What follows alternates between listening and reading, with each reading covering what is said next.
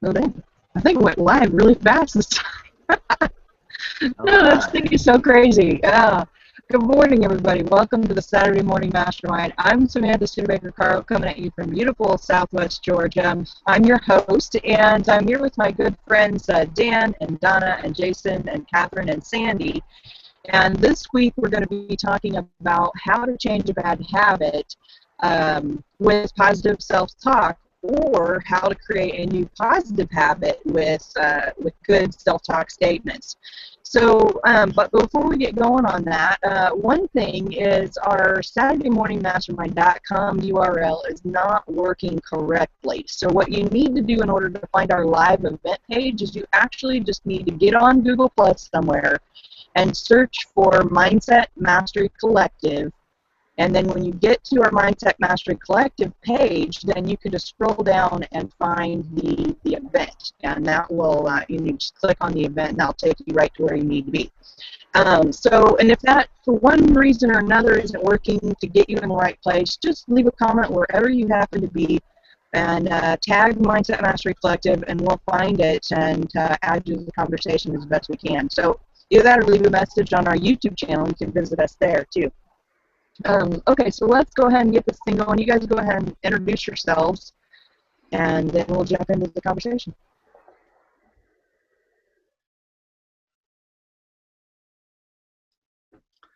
Well, good morning, everyone. I'm Dan Smith, live in Boise, Idaho, and it's going to be a beautiful, beautiful day here today, and really excited about the discussion, looking forward to it. So welcome, everyone.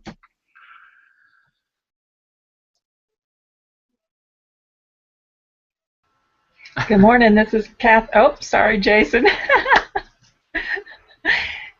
You want to go? I just couldn't figure out my mic for some reason. Sorry about that.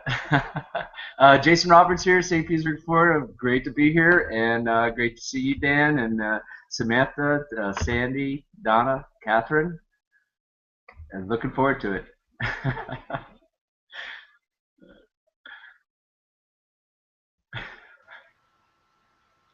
Good morning, this is Catherine Clement. I'm here in Boulder, Colorado, and just happy that you could join us this morning. And we're going to get through this, some of these technical difficulties. I know we're a bit garbled and out of sync this morning, but we'll get there. Good morning, Sandy Root here in Miami Beach, and welcome everybody out there watching. Thank you for coming, and looking forward to the discussion as always. Good morning, Donna Allen. Nice to be back on here again, seeing everyone. Good morning, Raleigh, North Carolina. And yes, I hope we get through the technical challenges.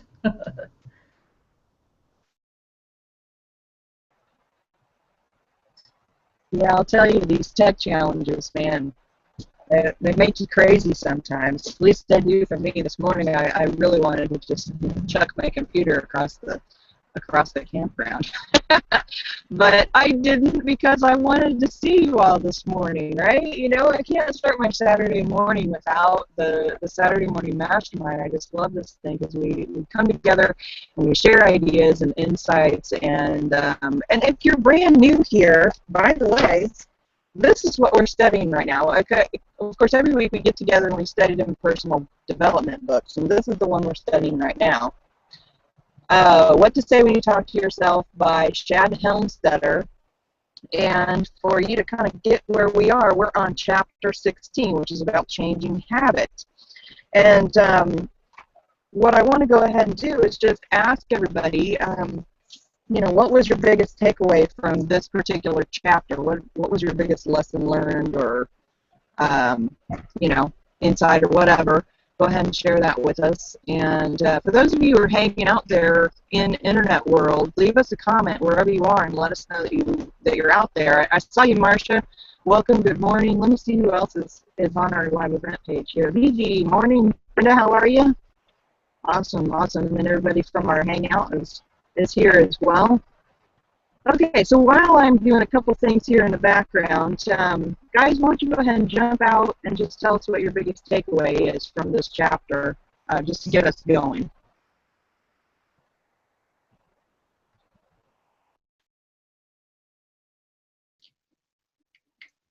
Yeah, I'll go ahead and jump out. Um, One of the biggest things here is I'm going to read a paragraph or two here. It says, all habits are the result of our previous conditioning, things we learned to do and then practice them until they became what seems like a natural way to behave. They are not natural at all, of course. We weren't born with any of them. They are habits, native programs that stuck. Any of them can be replaced with a new program. And we all have habits of life that, the way that we live, things that we do just on a daily basis. You get up in the morning, if you're a coffee drinker, maybe the very first thing you do is plug in the coffee pot and, pour the water in and put the grounds in, start a pot of coffee. Or a tea drinker, you go for the tea. If you're into reading the newspaper, the very first thing you might do is go out and, grab the newspaper, bring it in. These are all just patterns, habit patterns that we learn, and then we settle into them, and they just seem like normal, everyday part of life, and for the most part they are, okay? But the point is that they are learned responses. They're not things that, I mean, you don't look in the newspaper and under the birth say, born today, a 6-pound, 3 ounce coffee drinker, born today, a cigarette smoker, or whatever. Everything that we do on a daily basis is a learned and a conditioned habit. And that can work for us in the positive, it can work for us in the negative. It goes both, it's a knife that cuts both directions, And so what we're engaged with reading this book, we're engaged with learning how to program that for the positive, and so that we can accentuate the positives in our lives, and we can, cut down on the negatives, and then those positives will carry us forward where we want to go in life. And the negatives, the hope and the goal is for those to drop away from us and to stop affecting our lives. So I'll let somebody else talk for a little while.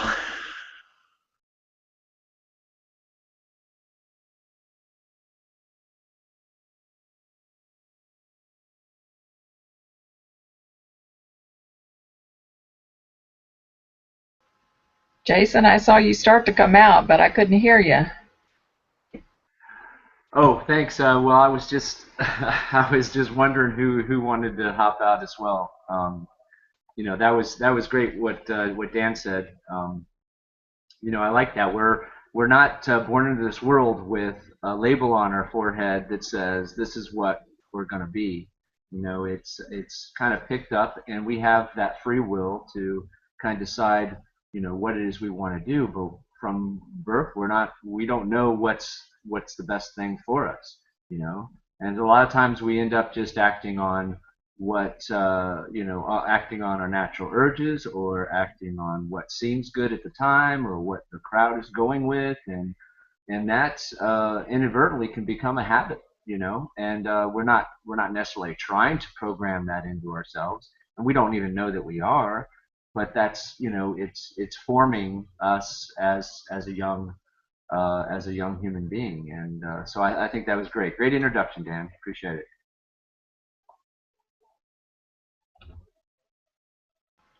I think that's the problem, is most of us don't recognize all the negative self-talk that we have going on,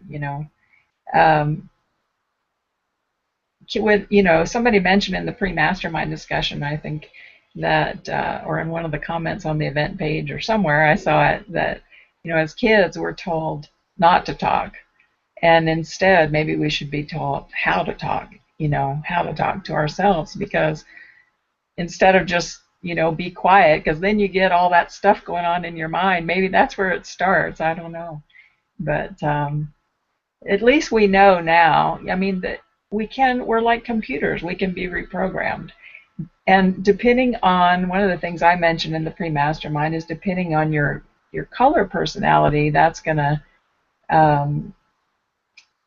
it's gonna affect how you need to craft your self-talk. One of the things that this chapter really focuses on is like how to actually word it, and it gives lots of examples of how to word different self-talk.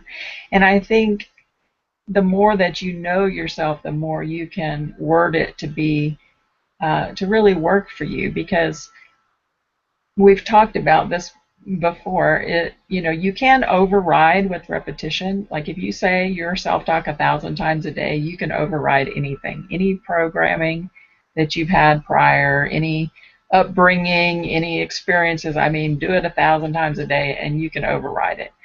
There's not many people that are willing or committed enough to do it 1,000 times a day. But so I think the better you know yourself and the better you can craft your self-talk, there are things that excite certain personalities that don't excite other personalities. So if you can really make your self-talk very unique, to the way that the things that you can connect your emotions to it and really get the energy behind it. Then maybe you can get away with 999. So, but yeah, if we could just teach our kids how to talk to themselves, imagine what different adults they would be. Imagine us if we knew these things. If only we knew then, right? How different our lives would be. But now that we do know, some of us here are grandparents, and some parents, and some will be parents in the future probably. So we at least now we know to go ahead and start the kids with that. And I think there has been a lot of kids raised with that, thankfully, now, because this sort of movement's been going on quite a while. So.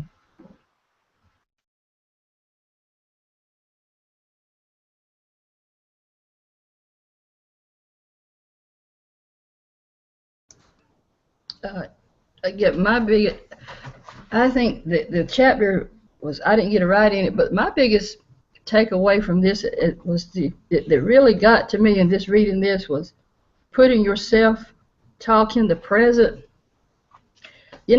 Folks, it's kind of strange. I come out here and I'm thinking, well, you go back from childhood, and when Sandy shared that link about Dr. Wayne Dyer there with us a couple weeks ago, I sat and I watched that.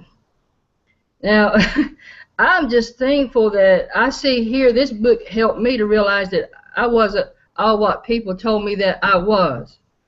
Okay? I said, all right, I would sit and talk to myself. I'd ask a lot of questions, but I would let people tell me who I was. But there's something inside of me that just kept pushing and said, no, one day you're gonna find out why you love to talk to yourself, but you're gonna learn how to talk to yourself, because some of the stuff that I would say, I'm sure we can all agree with this, it put us in a bad situation. But I'm just thankful for this book. It just connected the dots for me. I just love, because I've always thought in the mind of being future, like a future tense, and the now. Let me do it now. My parents would always say, "Come on now, you can't do that now." Yes, I can do it now. You see the difference of what I'm trying to say, and now as I've become a 56-year-old senior citizen, so to speak. I don't know if I'm a senior citizen or not, Dad. I don't know who's the oldest on the panel, but let me get off that. It helps, folks, to understand, to connect the dots. Good Lord, if you don't never read this book, please read. If you never read a book, let this be a book that you read. It's a good book. Yeah, nice. I was just looking over the list again in the Changing Habits book, and I think it's good to look at, because we can't change something till we become aware of it. And I think a lot of people have habits and they're not even aware that they have this habit. Like, even looking at the list, I can say, like being disorganized. Well, I'm aware of that one, and I have talked to myself to, change that around for myself, like that I am organized. It's easy for me to get my, paperwork together and all of that stuff. But I really like this list because it can help you, if you do have the book, to become aware of maybe some habits you don't even realize you have, because a lot of times our habits become so normal we don't even notice them, that we think it's normal, and then when we realize it may be hindering us in some way or not that great of a habit for us, we can start to change it and change our talk. And, one thing that I also have noticed for me is if I am, having a bad habit of, maybe something like Dan, you mentioned a cup of coffee, is to replace it with something else. Because sometimes if we're trying to change a habit, it's like there's this empty space, so we need to fill it with something good for us. So if it's a physical kind of thing like that, like maybe a coffee is your habit that you get the pot first thing in the morning. As Dan said, maybe you can substitute that with a lemon water or a green juice and just make a new habit, and over time it'll just start to stick. Just like the bad habits stick, the good habits stick as easily if we just keep incorporating them every time over and over. It'll start to become a new habit. That's it for now. And of course, the first habit that you have to overwrite is the habit. You have to develop the habit of self-talk. You have to remember to do the self-talk, the habit of doing the self-talk, because it's really easy, like you said, just to fall back into those normal everyday patterns or normal everyday responses to certain situations. So, but if you don't remember to do the self-talk, then you can't change the habit. So that's the first one. I'd like to jump out real quick. I really like what you said there, Sandy, and you too, Catherine. Both we can do this and take some by envisioning what our future, the future that we want to be. It's sort of like taking action, and what I kind of came to understand is in this whole system of what we're learning is when we don't have the self-talk already for us, like ready and prepared, we can just take action in some way, shape, or form, either just envisioning it or taking physical action. And that, in effect, is like what we've that's, I think, is how we've been taught to deal with things in the past, and we've never been taught to incorporate the self-talk aspect of it. But if you look where like the programming dictates the beliefs, and the beliefs the attitudes, and then the attitudes the feelings, and the feelings the actions. Well, the actions are something that are in our control as well as the self-talk. But the actions, if we do that right away, by taking action, it's another way of reinforcing our beliefs.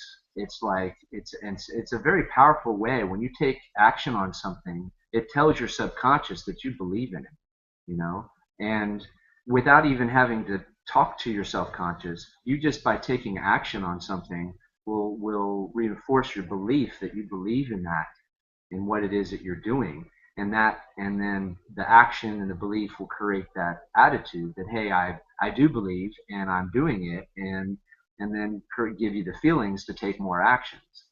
So I think it's a way we can, if we don't have the self-talk, just by taking the action, we can sort of bypass that. But I think the self-talk is huge, and I really think it's huge. I'm so glad, like Donna said, I mean, this book has really helped me a lot to understand, what I'm doing to myself with my wrong self-talk, and how to change that and to make it into something that's really helping me. And I probably should have read this right off the bat, but I wanted to say, really, like early on in the chapter, it says, habit-changing self-talk is specific and demanding. It refuses to tolerate or accept old habits, while it creates a new picture of you acting and behaving in a way which puts the old habit behind you. It puts you into motion with the productive and new habit pattern, which replaces the old. And the motion is like the action I just spoke of. So, but that was just something I wanted to bring up and come out. I really appreciate it. What do you guys think?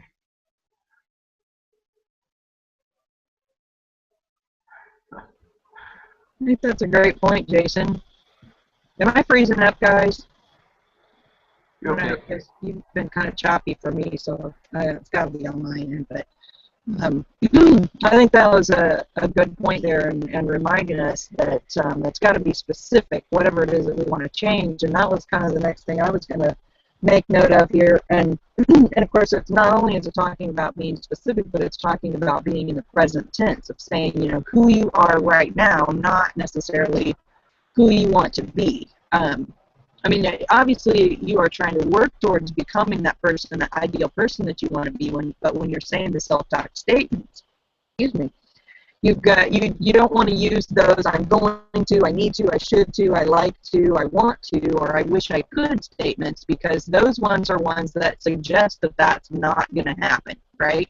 It's suggesting it's not happening now. It may happen in the future, but it pushes your desire out there into the future. And so when you use statements, you want to make sure you're using statements in the present tense, because that's actually stating a declaration to the universe of who you want to be by saying, I am this person.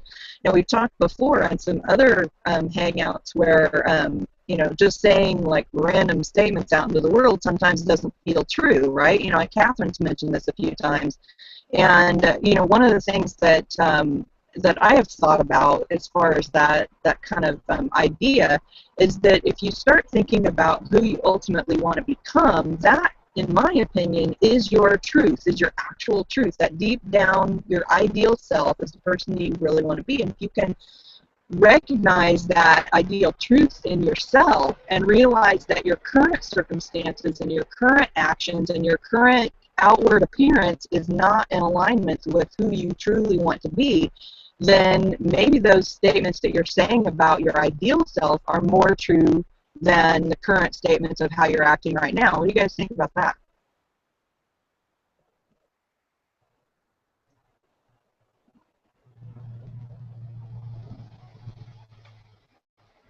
Trying to run that question through my mind. Can you ask that question again, Samantha? Sure. Okay, so let me just give an example. Okay, and I did this example in the pre-mastermind discussion. Okay, so a number of years ago, I all outward appearances was that I was a smoker. I smoked every day. I that was the biggest thing right there. I smoked every day, right? But in my heart of hearts, or in my ideal self, I didn't really see myself as a smoker. Now, everybody else could see on my outside appearance that, here I was smoking a cigarette, right? And, but to me, I didn't feel like I was really a smoker. Yeah, outward appearance I was, but I didn't feel like that's who the person is that I wanted to be, right? That was not my true self. And so when I would say I'm a non-smoker, that felt like who I really wanted to be, and that felt true for me. And so I would, make statements around the truth that I really felt who I was, and that I was actually acting out a falsehood in the physical world. And so when I would make the statements of, I'm a non-smoker to myself, that felt true for me. So my question is if the person you ideally want to be is your true self, is who you're supposed to be, then if you say statements that are in alignment with that true self, even though you're not physically acting those out at this time, would they feel more true if you started thinking about it that way versus what you're doing right now? Does that make sense? I'm asking that. Yeah, that's in the pre-mastermind, I took an excerpt from the book, the Science of Getting Rich, and that's what I was trying to allude to, from that excerpt, just exactly what you're talking about there, because what he's talking about in this book is that, okay, you live in the physical world, okay, and your eyes tell you, you had the pack of cigarettes in your purse or in your pocket, whatever. You pulled the cigarette out, you lit the thing, you're sucking on it, okay? And I'm an ex-smoker too, so I know exactly. I think I believe I know exactly what you're talking about. But there came a point in time when you're thinking, okay, I know this is not good for me. I know this is destroying my body. So it would be better, it'd be in my best interest not to be a smoker. Well, in the physical realm, you were still a smoker, but in the mental realm, you of like crossed a bridge, okay, a divide where you made the choice and begin to confess, I am a non-smoker. And there's other books I have that talks about the same thing, but I think this is really a good example right here. And what he's talking about is that you in the physical world you may be broke right now, but broke is just a temporary thing. Okay, broke can be overcome. Broke can be changed. And when you begin confessing, I am wealthy, or I have more than enough, I have plenty. It's a spiritual principle that you're actually entering into, and it's the same thing with the smoking example. Even though you still got the pack of cigarettes in your shirt pocket or in your purse, even though you're still pulling the cigarette out, and you're still lighting the thing up and smoking it down to the nub, okay, in your mind, you're beginning to tell yourself, I am a non-smoker, I am a non-smoker, I am a non-smoker. And it creates this rift, or this like a chasm between where you are in reality and where you want to be, and your subconscious mind kicks in, and in effect, the subconscious says, well, hey, the boss says I'm a non-smoker here. You know, what is this white thing sticking out of my mouth? You know, and it creates this like an argument or a struggle in your subconscious mind, and the subconscious mind begins moving you towards that ideal self that you're talking about when you're telling yourself, I am a non-smoker, I am a non-smoker, you know, and pretty soon the subconscious mind says, hey, I got to kick this into reality here, because this person's still smoking, but they think they're a non-smoker. I got to take that out of their life. And so, I mean, that's like a microcosm of a greater principle, but that's the principle in effect that you can use in whatever area of non-serving thinking or non-serving actions that we have. You know, to like what he's talking about in the book here, that pick a habit, something that you want to change, or you know, something that's an obnoxious habit that you have, either like smoking or whatever. I mean, it doesn't matter what it is, and then kicking that into gear and really attacking that, like what he talks about in the book here, not just one self-talk message to yourself, but creating a whole series of self-talk messages that all attack that same problem, but from different angles. Okay, and so I'll let somebody else comment. Samantha, I was listening to what you said there, and basically what I didn't know, I can't relate to the cigarette smoke or anything like that, but the things that I had, one thing that I had a problem with, I would say, was just hesitating, and I think it was that procrastination part, which I had a little issue with all of those lists in there, but the procrastination, I think, was from just as birth saying, or as a child just saying, no, not now, no, not now. So that was kind of like birthed in, well taught, pushed it, programmed into me. So as I began to understand that I can come here and work on myself, it's called self-development. A lot of people still need this, and they think they don't. But the simplest way I learned to help my brain was just simply say, before I even heard anybody tell me this, I would say to myself, okay, Donna, you can do this. I would see like actors on the TV or players or, you know, football game, and they would say, come on, you can do this. And then I would sit there and I'd say to myself, I wouldn't say it out loud, that's that silent talk, going back to the side, you can do this. In a simple way, you can just trick your brain just that quick, just even though you're not doing it, you're still smoking, but Samantha, you can do this. You can do this. Smoke, smoke. You can do this. Eventually, it just doesn't feel right.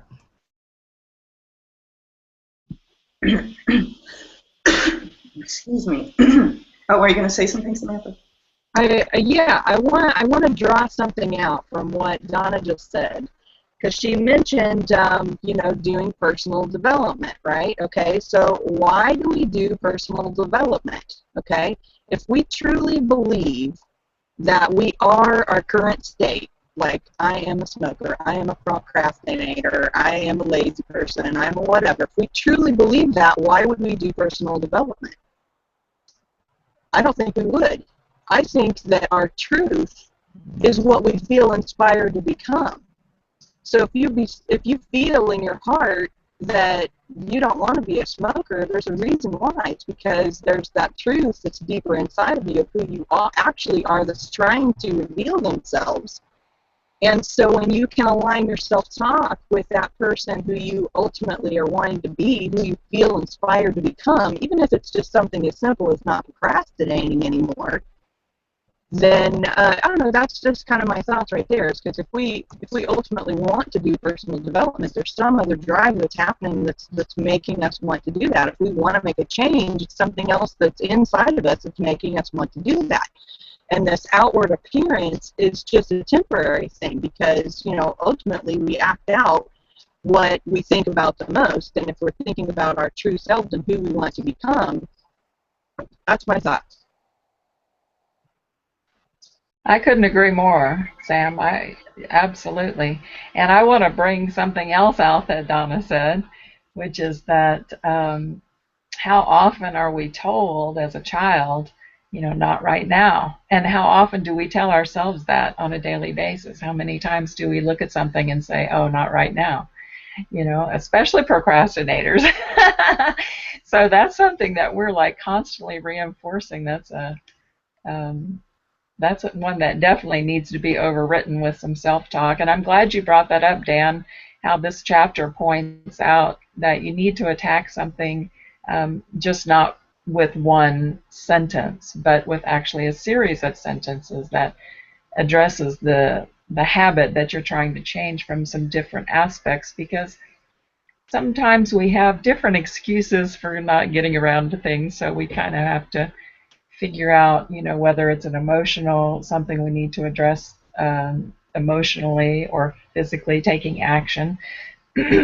Jason, you're absolutely right. The minute that you take action, whether it's the thought that I want to change my life, or whether it's the thought that I'm going to, the decision to actually start writing the self-talk sentences, or whether it's the decision to record them and listen. One of the things it points out is that you need to, whether you write it or read it or hear it, which is good to do all of those things, but the more that you can address it from different angles, the better it just sinks in better. So the other thing, I've got to flip over to the Kindle. Hold on. Excuse me just a second here. Somebody else can talk while I'm getting this. I wanted to pull something out of the pet chapter there. Let me jump in there and just say, let me just read from the book of what it says about what you just said there, Catherine, and what it says about what Dan said too. It's on page 156. It says self-talk is a specific set of concise worded directions, usually a group of dozen or more combined phrases linked together on the same subject, which jointly paint a detailed picture of the better you which you would like to become, or the change in your life you would like to create. So it's definitely about attacking it from all sides and envisioning what that change that you're making is going to do for your life, what other changes will occur because of it. And I do believe, like you said, that is also an action that reinforces things. So back to you, Catherine.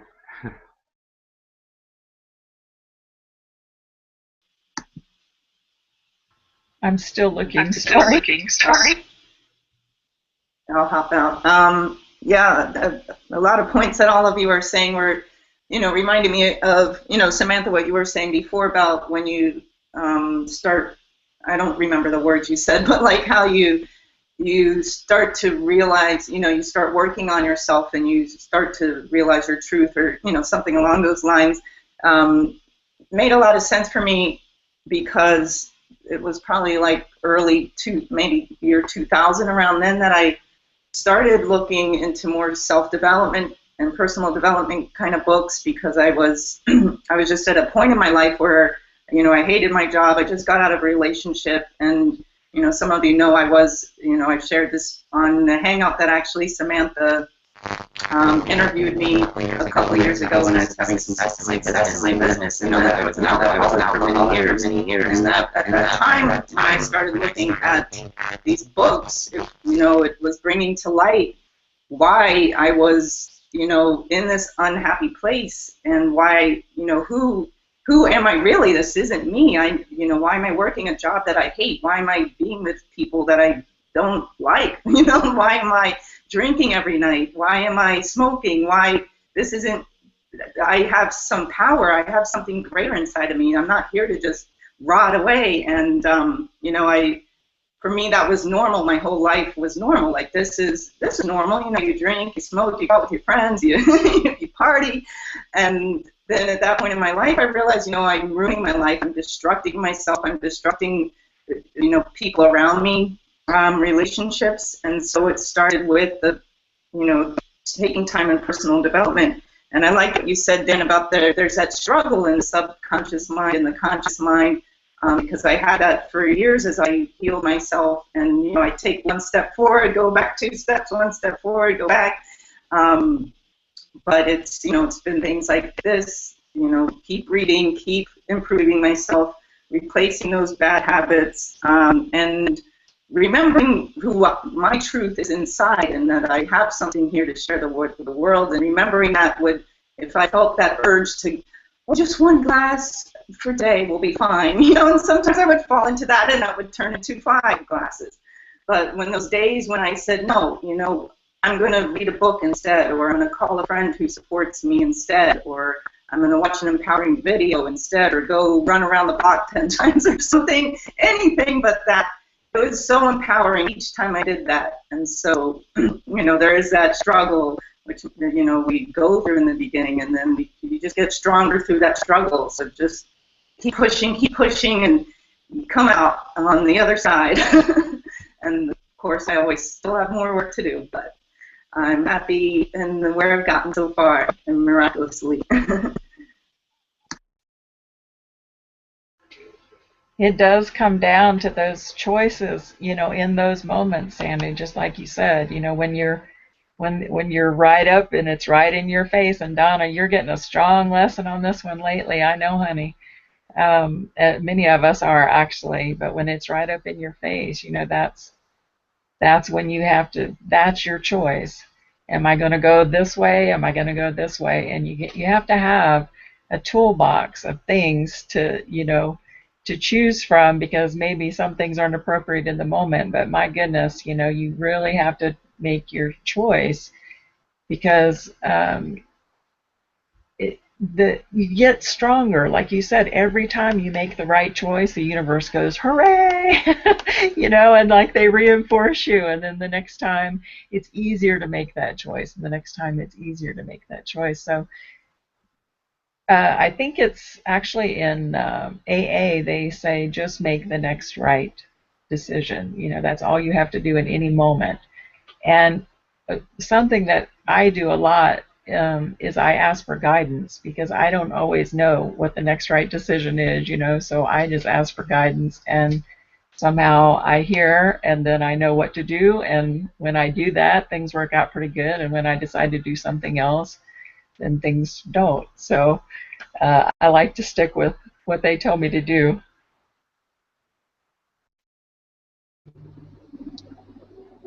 BG's got a comment on our event page, so I just want to read that real quick.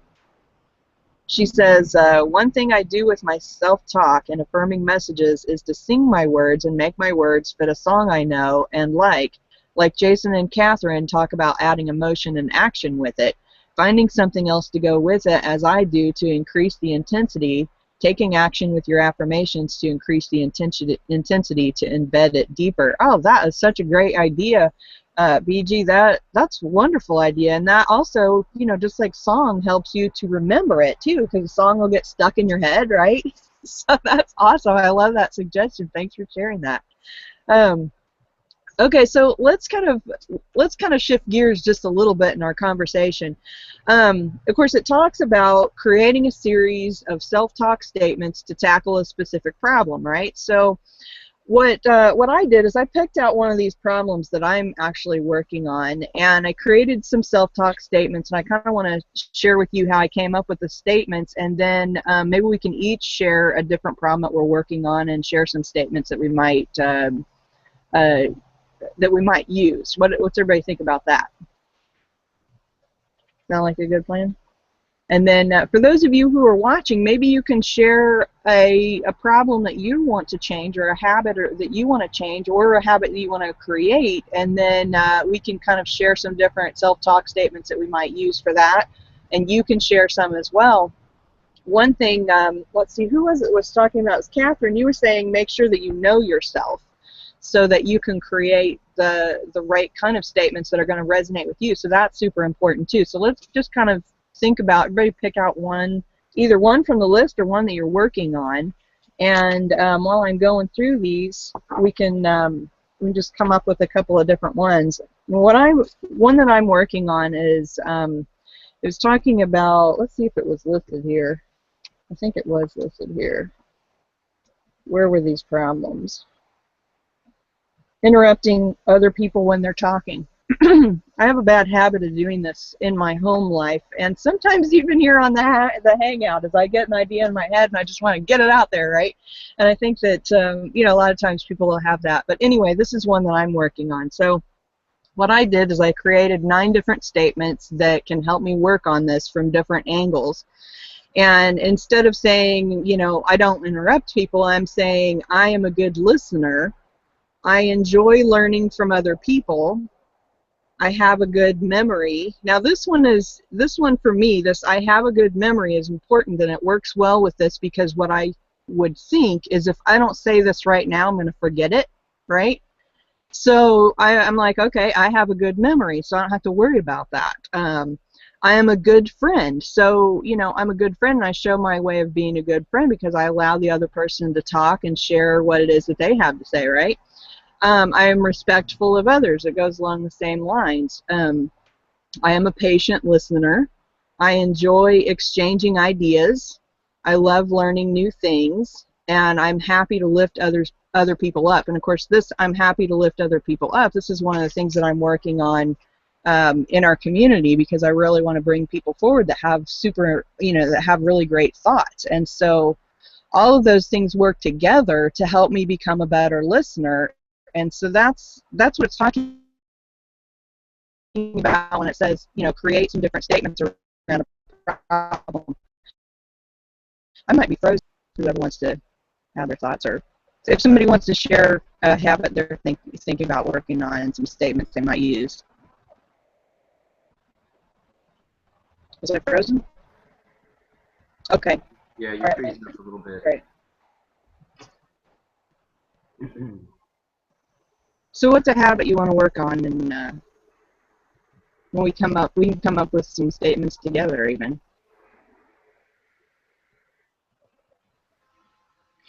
Well, something that I'm working on, it's not, I wouldn't call it a habit, but I'm working on my health, and I have several statements around that. I don't have them written out right here because I have them in a Mind movie. I've mentioned that on previous hangouts.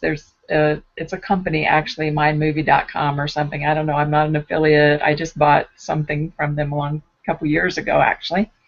And it's just about a 3-minute video. Not really a video. Well, it is a video, but it's images that you put in there with affirmations and music. Like you said, BG, it has music, although it's not sung. I could start singing them, though, so that would be cool. That's a great idea. But so for those that know or don't know, my body has a lot of pain from an accident that I had about 10 years ago. And so it challenges me daily, and so I'm always trying to do things both physically with the diet, but also with my self-talk. And so I say things like, My body is healthy, strong, and flexible. And pain is an interesting thing because they say that you shouldn't put anything in your self-talk that you don't want because the universe doesn't hear no or not. So I'm sort of feel like I can't say I'm pain free because I don't know that the universe is going to hear the free part, so I don't want to say pain, pain, pain all the time. So I don't use that one, but I say things like my body is healthy, strong, and flexible. Every cell in my body is nourished. Um, Things like I travel to exotic places with family and friends because I know in my mind that right now I'm not able to travel comfortably. So if I'm saying that I'm traveling, then I know that I must be comfortable. So it's sort of a backwards way of getting to the pain free, if that makes any sense. And things like, let's see what else. Oh my goodness, there's a whole bunch of them in there. Like I'm surrounded by gypsy vanners and I can ride and care for them easily because I know that I would not have, my body wouldn't feel like it does now if that were true. So, and I envision those things. I put the images in there so I have like the picture of the horses. A gypsy vanner's a horse for those that don't know. So, yeah, so that's some of the things that I'm doing. And if anybody has any suggestions for me on that pain part, let me know.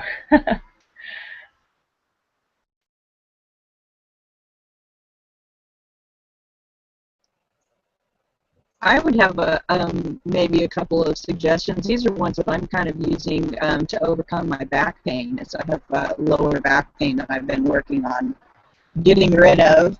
And of course, one of the things that I've been saying has been recognizing I actually have been thanking my pain. I know this may sound kind of weird, but I've been thanking my pain for the purpose that it was used for in my life, and that that it served a purpose at one point in time in my life, and I no longer need it. And so I've been thanking it and telling it that I don't need it anymore, and I'm just I release you. You're ready. It's okay for you to go now. That's something. It's not exactly a self-talk statement, but yet it's something that I'm addressing the pain with specifically, and I've been noticing more and more that it is believe me, it's releasing. Yeah, and exactly, Sandy. I know not everybody can see what she's commenting in the background, but she's talking about a book called Mind Over Back Pain, and it's a great book. If you haven't read it, you should get it. But one statement that I use to myself is I tell myself I can get up easily and I can move easily. I'm excited about jumping out of my chair. I mean, things like that, things that are more difficult. I can get up easily, I move easily, and that's a good one for me anyway. Who else has got a habit they want to share some statements on? Samantha, you're right there on that one. Yeah, well, I thank you for bringing that one out because now I need all the help I can get in that area too. And like you said, I got to a point that I would hear my father say, "Well, I'm just comfortable. I'm used to living with the pain," and I had started saying the same thing. Well, I'm living with the pain now. I just have to learn how. The doctor said, "Donna, you're gonna have to just learn how to work around this because." This is what you were born with. It's like the hand, this is what you were dealt with. And I'm sitting here looking in this list and I'm worrying, okay, here's the biggest out of the whole biggie of this list is worry, worry. And that is crippling because I'm not really enjoying life like that. I'm not enjoying day because a lot of times people can see you and they don't really know, they don't understand what's going on and you look like a freak. And I'm saying, okay, help me. What do I do here? I'm stuck, brain. Help me, help me. Okay, the doctor said I was born with this, but what do I do? I don't want to do what the doctors say do, but what do I do? I need to get that book, Sandy. I got to find that. Yep, that's me.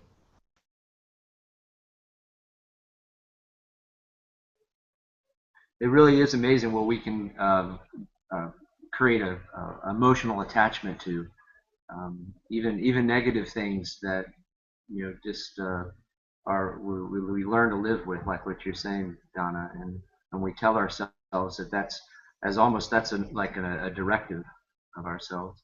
Um, I want to do a quick shout out to BG, because I thought that was really integral too. If when we add singing or emotional response or anything that creates a frequency within us, I think we're all like spiritual tuning forks. And like Catherine was saying, you get to know yourself. I think this is a terrific way to get to know yourself and start, creating those self-talk phrases that resonate, with you emotionally, and how it doesn't, we do want to keep things in the present tense, like he's saying, I think, but we can say things like, I'm getting better every day, those types of things. I'm feeling better every day, and that not only gives us the phrases in our heads and to our subconscious, but also our subconscious starts looking for reasons and ways that we are getting better and starts focusing more on all the good things that we're,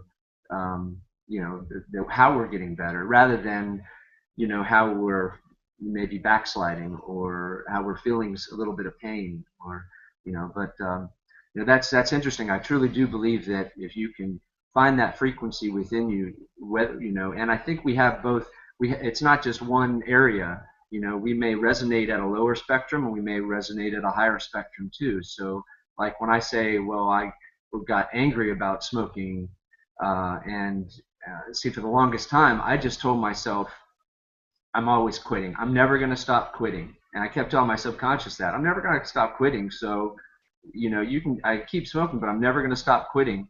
So one day I'm going to quit. And I just kept telling myself, well, I'm never stopping. So I just kept building this frustration up that I'm quitting, but I'm not stopping. Eventually that got so, big that it overcame my urge to smoke, because I was smoking. I had cigarettes. My girlfriend had cigarettes. My brother, I was living at the time with, he smoked. His girlfriend smoked, and I had to pass, untold numbers of packs of cigarettes a day just to wake up in the morning and opportunities to smoke, and so that kind of helped too when I finally made that decision and I started saying no that many times. And I can always remember the day when I drove up at an intersection and I had stopped smoking and I looked around at all the cars and at the intersection and everybody had a cigarette, and I'm looking for what to do with my hands and and all that. And I remember the feelings of because like I said, I quit for a long time, and I would quit, and then after a little while I'd go back and buy a pack of cigarettes, and that feeling of going in and buying the pack of cigarettes after you've been telling yourself you quit, and it's like, there's that struggle, but you keep with this internal dialogue that we're creating, we can really keep a step ahead of it and direct it the way we want to go. And I think all you guys' points are just terrific. I could go on and on, but I won't. I want to let you guys talk some more. So thanks.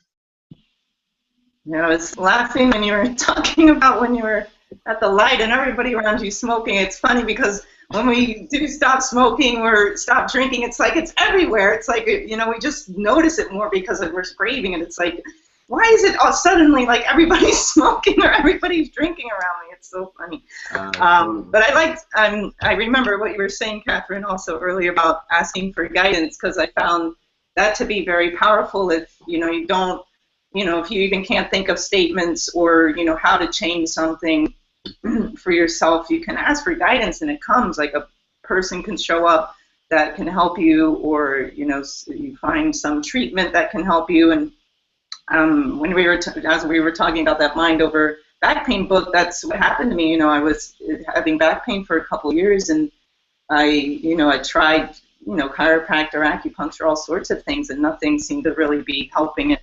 And, I just one day said, okay, I give up. I asked for guidance. There's got to be a way. And, this friend just appeared in my life out of nowhere. And like the first night we met, he's like, you read this book, you got to read this book. And I got it right away. And I was like, oh, okay, there's, and I felt like that was a guide that came, an angel came to deliver me that book. That's how I really felt. And yeah, I loved what you said, BG, about the songs. I have a friend here in Miami who was talking about the song affirmations she sings, and so sometimes I do them now, like when I'm doing a chore, like washing the dishes or something. It's a good time to just sing. So she has these ones like, I am love, I am love, I am love, I am love, I am love. And then the same one with joy and peace. And so, yeah, singing your affirmations and self-talk really can shift your mood. And I think your subconscious likes that too. It likes when you sing.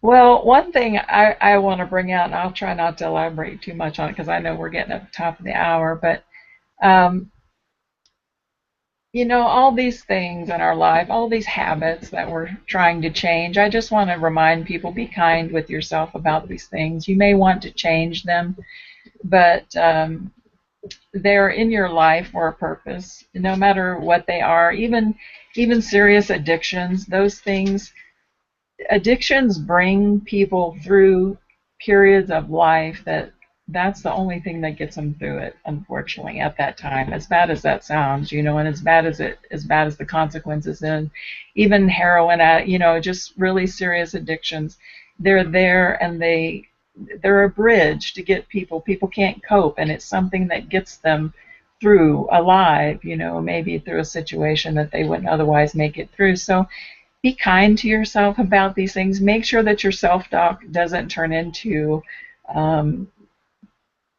bad, negative self-talk, beating yourself up, saying that, you know, you're not good at things, or, you know, you're a horrible person because you did this or whatever. You know, you did what you did.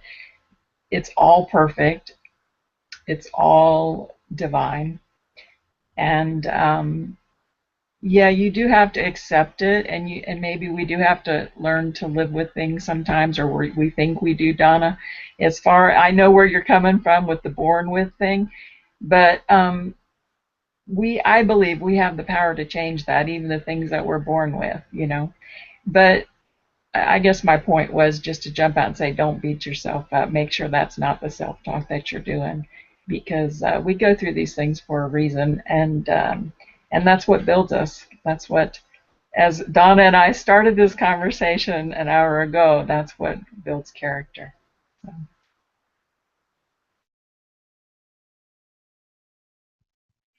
You know, we have a tendency to think that when, you know, a baby's born and they're in the formative years of their life and they're learning how to eat by themselves, how to change their, you know, clothe themselves, go to the bathroom by themselves, you know, all the things that we do as little babies. They learn how to walk, they fall down, they get up, and they try again until they master walking. Tendency is to think that once you get through the formative years, once you get through your schooling, once you get through college, if you go to college or whatever, that the growth period has stopped, and now that, you know, that you can just, I guess, relax or whatever, you know, and just get on down the highway.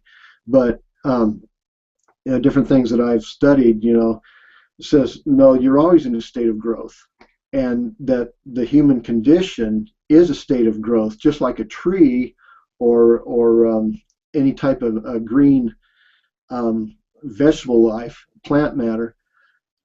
It's either in a state of growth or reaches a point where it's in a state of decline.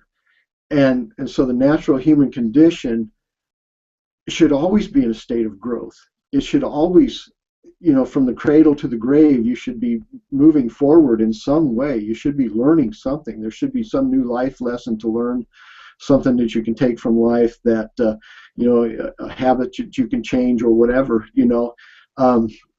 Pain, I understand about what everybody's saying about pain. I've lived in pain for a long time, since I was in my early 20s, through a back injury myself. And, you know, I mean, pain sucks. And I just put it in one word, it sucks, you know. But I was watching something on the news a couple of weeks ago, and this mother was talking about her daughter, and she said, I would give anything if she could feel pain, because she can't feel pain. And she could put her hand on a red hot stove and leave it there, because she can't feel pain. She's not aware of it. And so as much as pain sucks, it also has a necessary part in our lives, you know, and sometimes there's a point where, yeah, I'm in this pain and it might be emotional pain, but why am I in this pain? Why am I in this emotional state that I'm in right now? And so what needs to change in my life, you know? And then coming back to that growth factor, you know, that as long as you're in your skin, you should be growing in some way, you know, and moving forward in life. So anyway, just a few thoughts.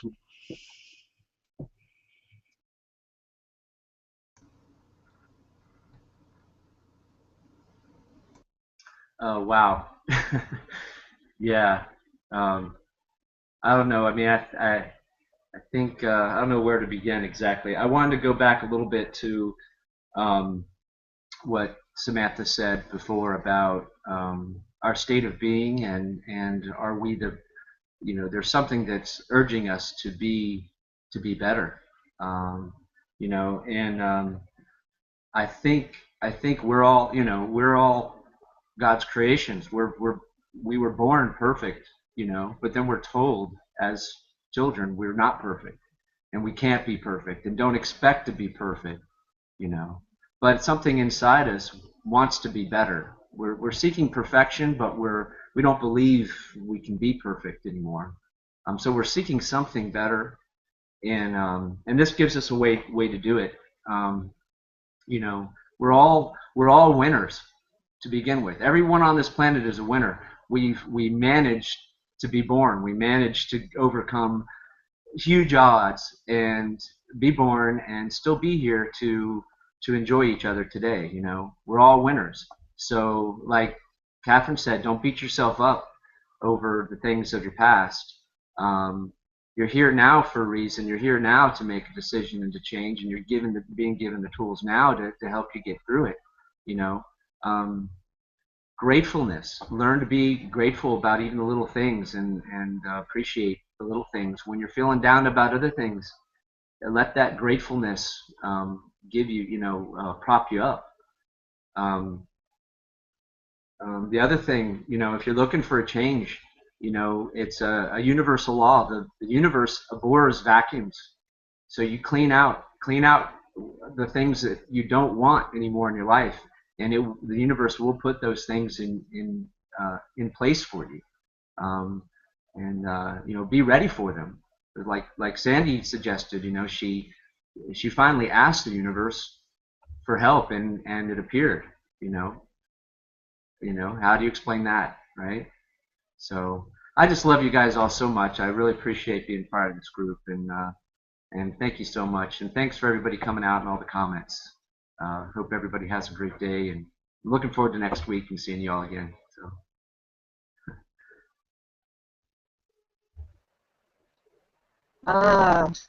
This has been a great discussion, guys, and we are just past the top of the hour. So unless somebody has something they want to jump out and say real quick, I'm going to go ahead and wrap up. Raise your hand if you got some final thoughts. Everybody good? Okay. All right. So, yeah, exactly what Jason was just saying. Thank you to everybody who has participated, either added to the discussion on the event page or have, you know, talked live here on the panel. And I want to invite those of you who are out there watching, if anybody would like to join us on the panel, all you need to do is just send me a message either on Facebook or Google Plus.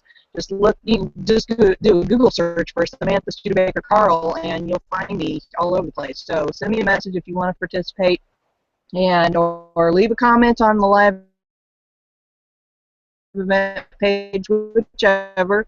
And okay to do, if you found value from this video, is share this event page, plus one it, jump over to our YouTube channel by clicking on the title of this video. You can get over there by doing that. Just give us a thumbs up, share the video, leave us a comment over there. That helps us boost our YouTube channel visibility a little bit as well.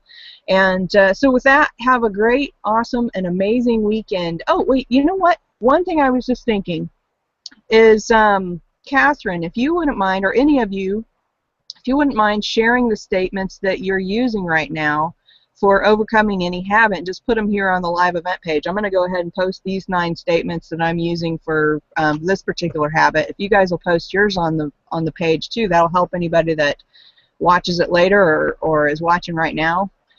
Just share those on the page. That'd be great. So, okay, that's it. Have a great day. Have an awesome and amazing, wonderful weekend, and we'll see you again here next week. Again, at hopefully our URL will be working, which is SaturdayMorningMastermind.com.